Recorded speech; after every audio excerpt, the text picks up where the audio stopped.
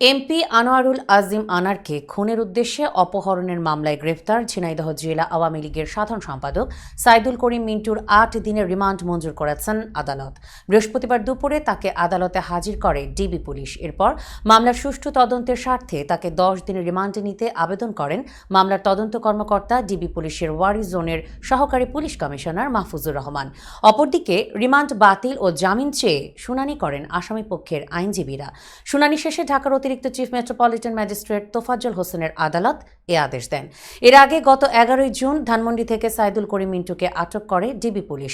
জিজ্ঞাসাবাদ শেষে তাকে গ্রেফতার দেখায় পুলিশ। এর আগে গত ৬ জুন রাতে জেলা আওয়ামী লীগের ত্রাণ ও সমাজ কল্যাণ সম্পাদক কাজী কামাল আহমেদ বাবু ওরফে গ্যাস বাবুকে ঝিনাইদহ শহরের আদর্শ পাড়া এলাকা থেকে আটক করে ঢাকায় নিয়ে আসে ডিবির একটি দল।